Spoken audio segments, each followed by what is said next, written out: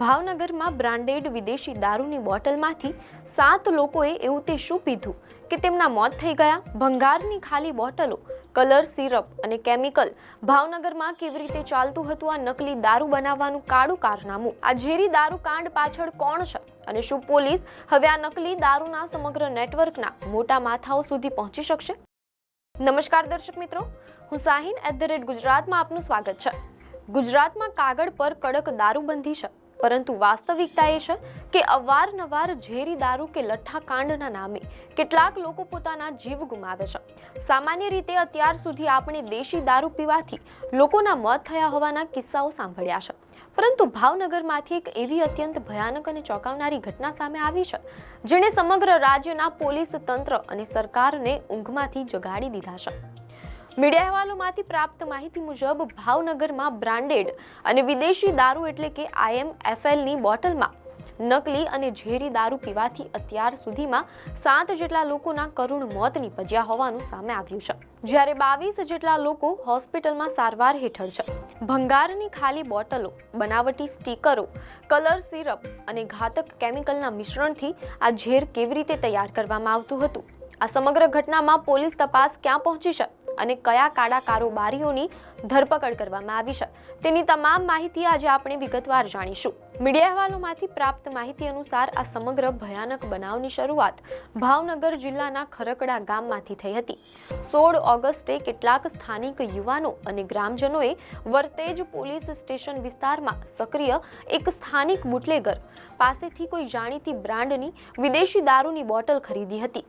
દારૂ પીધા બાદ બીજા જ દિવસે એટલે કે 17 ઓગસ્ટે લોકોની તબિયત અચાનક લથડવા લાગી હતી, જેમાં ખરકડા ગામના રહેવાસી અને પોતાના માતા પિતાના એકમાત્ર પુત્ર એવા 30 વર્ષીય ઉપેન્દ્રસિંહ ગોહિલની તબિયત અત્યંત ગંભીર બનતા તેમને ભાવનગરની સરટી હોસ્પિટલમાં ખસેડવામાં આવ્યા હતા, જ્યાં સારવાર દરમિયાન તેમનું મોત નીપજ્યું હતું. પરંતુ સૌથી મોટો સવાલ એ છે કે વિદેશી દારૂની બોટલમાં આ ઝેર આવ્યું ક્યાંથી?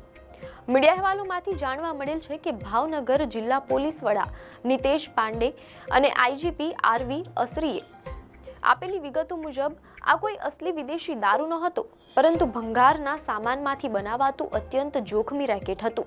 આ કાળા કારોબારમાં સંકળાયેલા બુટલેગરો ભંગારની દુકાનોમાંથી નામી બ્રાન્ડની ખાલી બોટલો એકઠી કરતા હતા, ત્યારબાદ તેના પર બોગસ સ્ટીકરો અને સીલ લગાવતા હતા. દારૂ જેવા રંગ અને સ્વાદ માટે ફ્લેવર, સિરપ, થોડી માત્રામાં આલ્કોહોલ અને કેટલાક કેમિકલ્સનું મિશ્રણ કરીને બોટલો પેક કરવામાં આવતી હતી.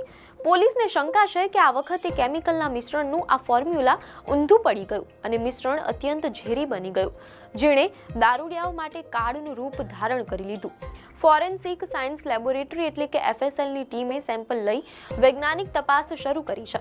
ભાવનગરમાં બની ગયેલા ઝેરી દારૂ કાંડના પડઘા છેક ગાંધીનગર સુધી પડ્યા છે. ઘટનાની ગંભીરતાને ધ્યાને રાખીને ગાંધીનગરથી સ્ટેટ મોનિટરિંગ સેલ SMCની ખાસ ટીમોએ ભાવનગરમાં ધામા નાખ્યા છે. મીડિયા રિપોર્ટ મુજબ પોલીસ તપાસમાં બહાર આવ્યું છે કે આ સમગ્ર કૌભાંડનો મુખ્ય આરોપી ગૌતમ નામનો શખ્સ છે, જે મધ્યપ્રદેશના પોતાના એક સાથીદારની મદદથી ભાવનગરમાં સ્થાનિક સ્તરે આ નકલી વિદેશી દારૂ તૈયાર કરાવી રહ્યો હતો.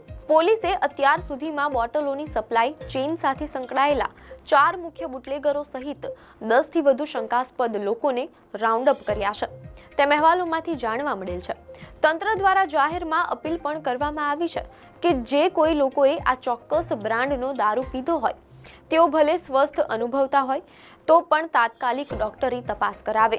મીડિયા અહેવાલોમાંથી જાણવા મળેલ છે કે ગુજરાતમાં દારૂબંધીના ગમે તેટલા દાવા કરવામાં આવે, પરંતુ આંકડા કંઈક અલગ જ વાસ્તવિકતા બતાવે છે.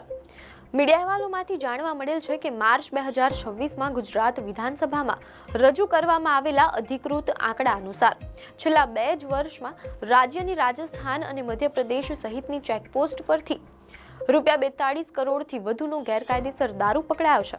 રાજ્યના ગૃહમંત્રી હર્ષ સંઘવીએ ગૃહમાં જણાવ્યા મુજબ પોલીસે જાન્યુઆરી 2026 સુધીના ટૂંકા ગાળામાં જ આશરે 38.89 કરોડ રૂપિયાની કિંમતની 10,49,000થી વધુ વિદેશી દારૂની બોટલો અને 3.33 કરોડની કિંમતની 1.59 લાખથી વધુ બિયરની બોટલો જપ્ત કરી હતી.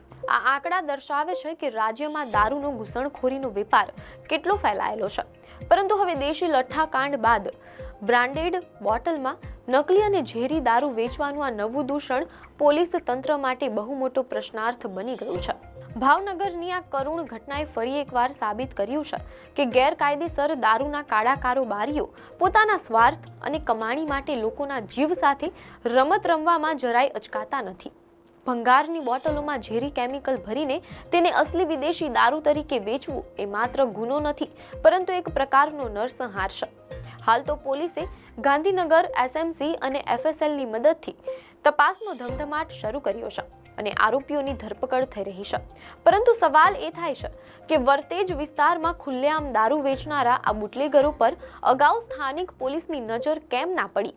જો કે હાલ તપાસનો ધમધમાટ ચાલુ છે અને પોલીસ આ નેટવર્કના મોટા માથાઓ સુધી પહોંચવા માટે ઊંડાણપૂર્વક તપાસનો દોર આગળ ધપાવી રહી છે. આપને માહિતી સારી લાગી હોય તો વિડીયોને લાઇક અને શેર કરજો, ચેનલને સબસ્ક્રાઇબ કરજો.